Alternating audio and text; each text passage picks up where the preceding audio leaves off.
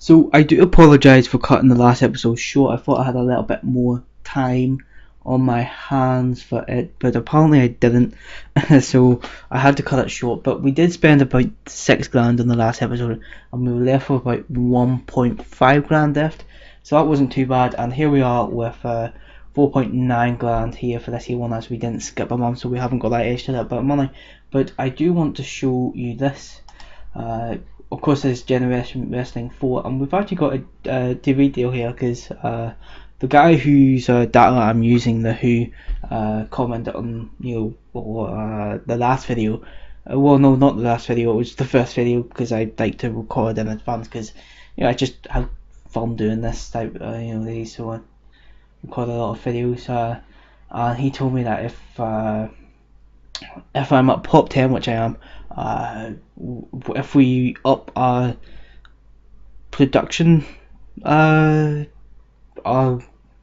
standards up to amateur, we would be able to get a TV deal with the local company, which you have done. We were actually able to get a few TV deals, well, not necessarily TV deals with the likes of YouTube and that, which I was going to do, but it's just I didn't know about maybe doing that because, well, with them being smaller companies, well, no, it's a wider reach, yes, but with this on the local British Columbia, it's a free to air, very small network, and with very small being bigger than tiny, I thought it'd be better to go with this very small network and focus on British Columbia and be able to grow our fan base later, before we start to think about going for these here sort of bigger deals with the likes of, say, YouTube, which was one of them, whatever one else. So I will definitely be looking at getting a deal in the future where I can reach a wider audience, but right now I want to focus on British Columbia because that's where we are, and I just think it's better to focus there and try and get our pop up here and get to become a small our importance up here and get to become a small company.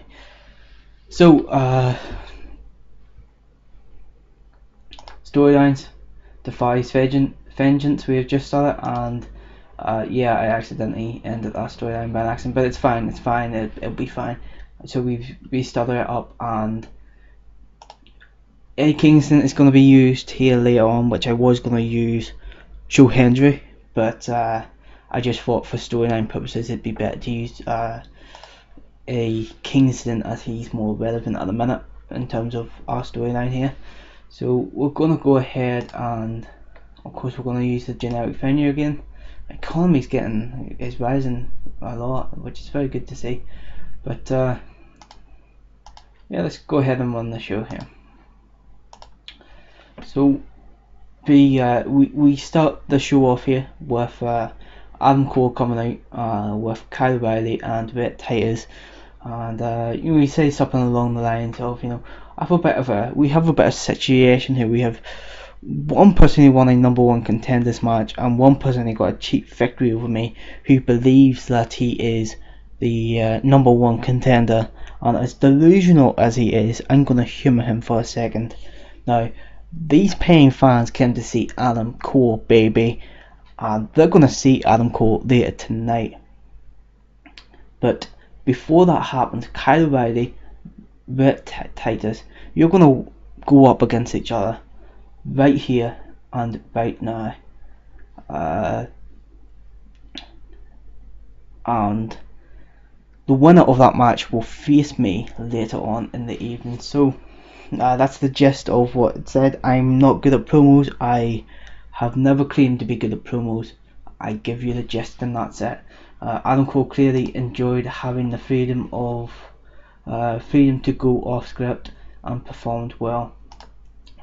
Kyle O'Reilly unfortunately struggled as he was going off script. Kyle O'Reilly, put him down his microphone as well, because I thought that was kind of relevant to put him down for the microphone performance. So 43 rating here to start off with, which is pretty damn good rating here. So in front of 89 people in British Columbia. So Kyle O'Reilly goes up against Rhett Titus in a fully rated segment here. Very good match, and a bout that had great wrestling and great heat and decent wrestling. Kyle O'Reilly goes over here against Rhett Titus in 14 minutes and 7 seconds when Rhett Titus is disqualified because Adam Cole comes in and he attacks Kyle O'Reilly during the match. Yep, so because we're on a network now, we should probably see about getting a colour commentator. This match got the crowd hotter, which is good to see. 43 in-ring performance there for Kyle O'Reilly, which is always nice to see. And a 38 in-ring performance for Rhett Titus. So given that Adam Cole has just attacked Kyle O'Reilly, Rhett Titus being the heel here. What? No, that's really annoying. It shows that I'm shattered.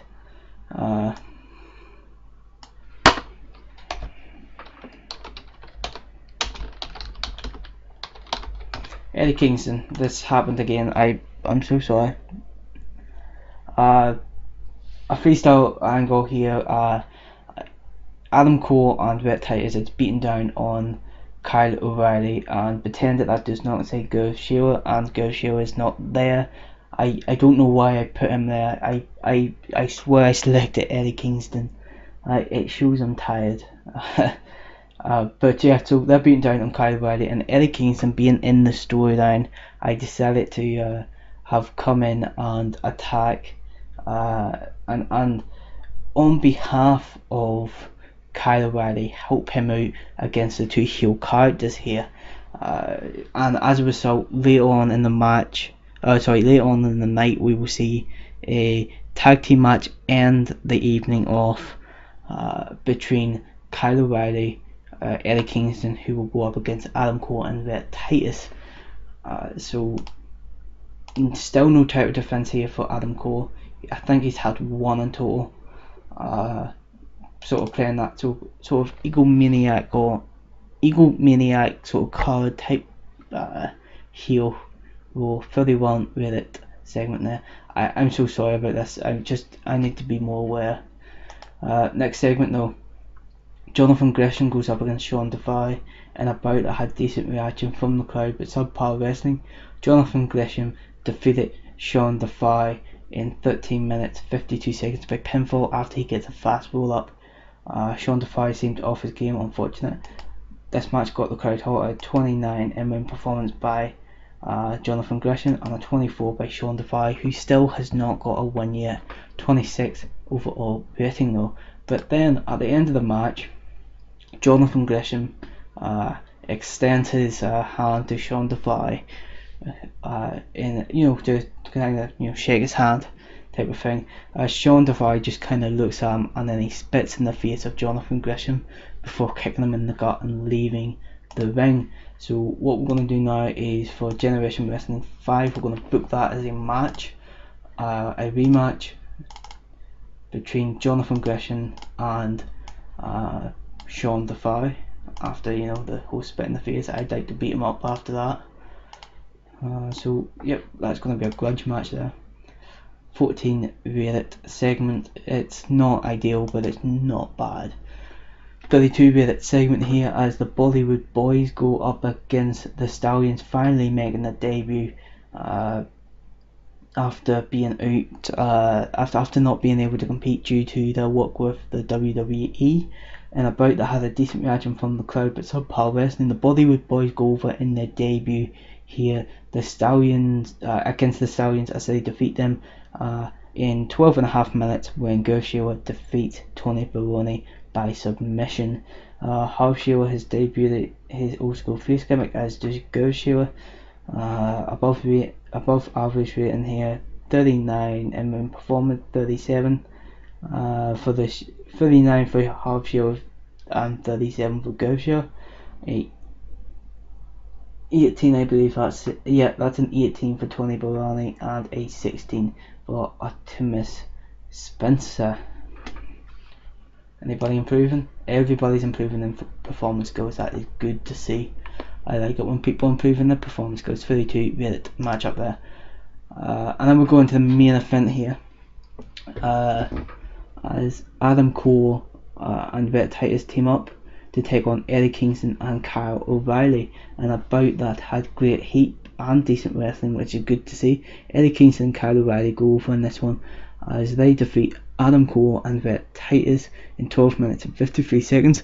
Kyle O'Reilly is the one once again to get the pin for here against Vet Titus with a brainbuster.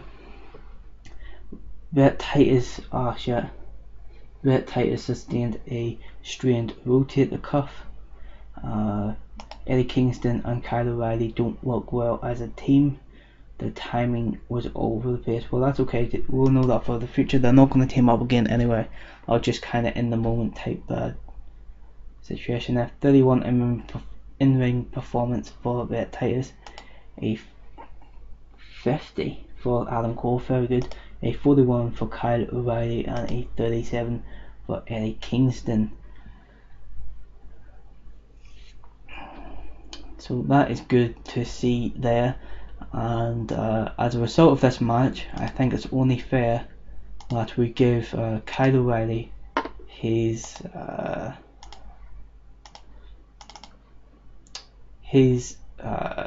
nope. Going to do a triple threat as a result of this match between Adam Cole, Kyle O'Reilly and Eddie Kingston. I think that's only fair. Ever since coming to the company, Kyle O'Reilly has been chasing that title, and will he win? Or he finally get round to winning it? We will just have to wait and see, won't we? So that's going to be a title match in Generation Wrestling 5 due to that win there. So we'll go to the next segment. Vet Titus has sustained a strained rotator cuff. Pretty sure that's a pretty bad injury. And a 35 Reddit segment here. Kyle O'Reilly and Eddie Kingston celebrate their big win against the champion and #1 contender.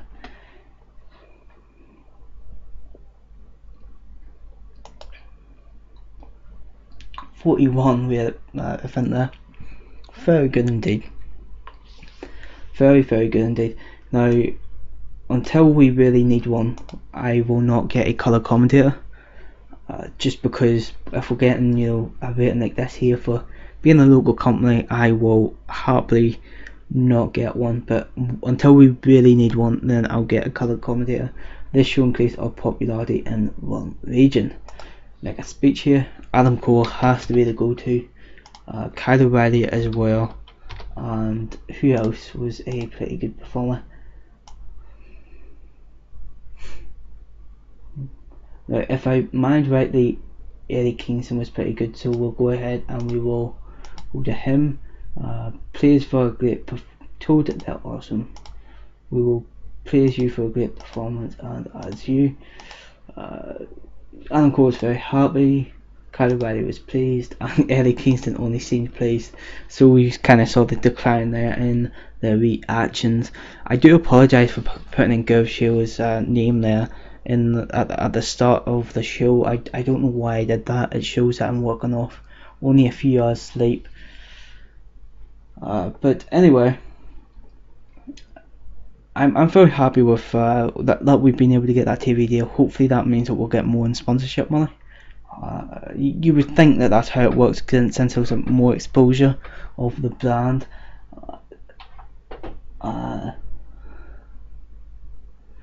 So the next show will then be Generation Wrestling 5, which will be in September, which means that we're skipping out a month. We'll skip out another month after that to do and then that'll mean that we have money for the Canadian Cup, which then the winner of the Canadian Cup will go on to face Adam Cole at the second annual emergence show, which I will be very much looking forward to. Booking that. Okay, we spent quite a bit of money on that. Fair enough. Shows, that was quite a bit of money, so we will have to slow down this time, and we'll get that money back. I know that we will. Time to heal Kyle Riley. Yeah, you had a long schedule. All three of you really been doing well. So we will check how many people watched on that local channel. Let's see, physical. But Titus is showing the signs of fatigue. His performances are becoming worse while his risk of injury is increasing. He cannot continue at this pace for much longer. A short break is necessary. Okay, so that's not that bad at the minute, really, because he's taking a short break and that's about it.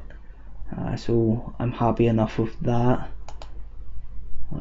So yeah, let's go ahead and delete all them. Now, although this does look like a big loss, being minus 2,300, I'm fine with that. That is fine with me, because I know that through our sponsorships, like we're getting 3.8 thousand there in sponsorships. That I'm fine with that. We can we got up to 11 here in British Columbia now in pop, so that's good. We can take that at the minute, the odd time, and we will rebuild up from that, especially since we're going to be skipping out a month and we won't be having another show for 6 weeks or so probably. So yeah, I'm fine with that. I am fine with that. Let's go into the show history. 1,230 people watched that show, so that's not too bad. That's a nice little bit of coverage there for us. And let's go into the roster. We'll do an auto push here, and we will see how we're doing. So Adam Cole is at the top here. This here was the main event. Adam Cole's at the top here, followed by Half Shearer, Brian Cage, then Kyle O'Reilly, Eddie Kingston, and Rhett Titus. And we have Joe Hendry in the upper mid card, Jonathan Gresham, Sean Defy, Gerv Shearer, Billy Swade, who I will need to start to push again, and Colin Delaney. And then in the mid card we have Steve Blackwell, Artemis Spencer, Pete Paz, Tony Baroni, Clementa Von Slasher, and Ben Dan sorry, I don't know why I said Ben, and then Cole Bishop is the only one in the lower mid card. So that's not too bad there. I'm happy enough with there's no significant changes there that I'm worried about in terms of people's place in the card. If anything, Sean Defy has went up on the card, in the card. So that's okay there.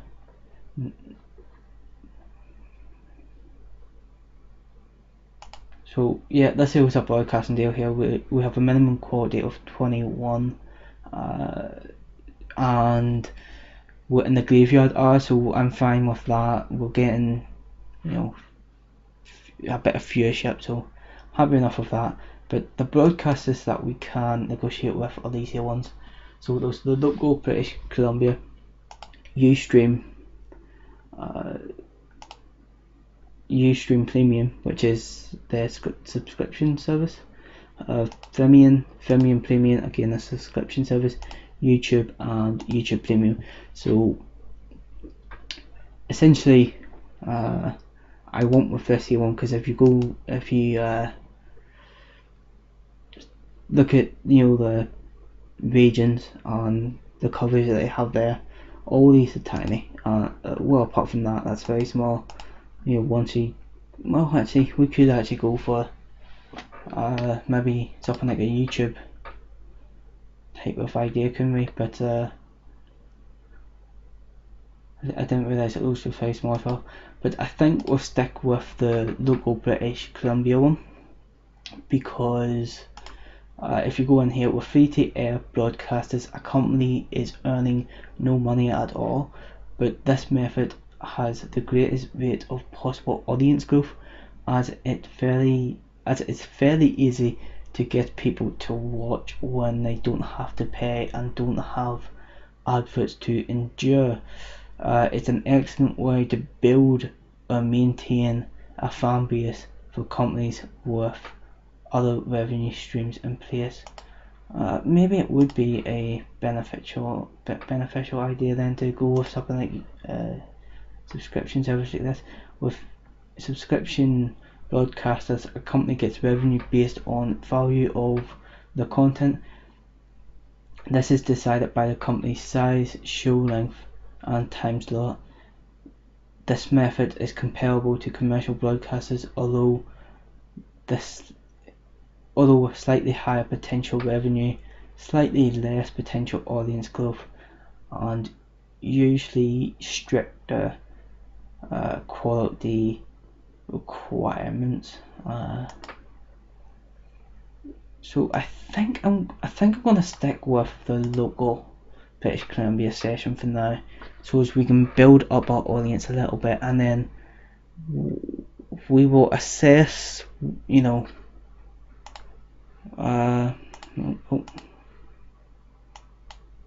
we can assess our options then once we start to grow our audience that bit bigger. I think that's a good idea to go with, because I don't think it will take us long to grow with this broadcaster now in place.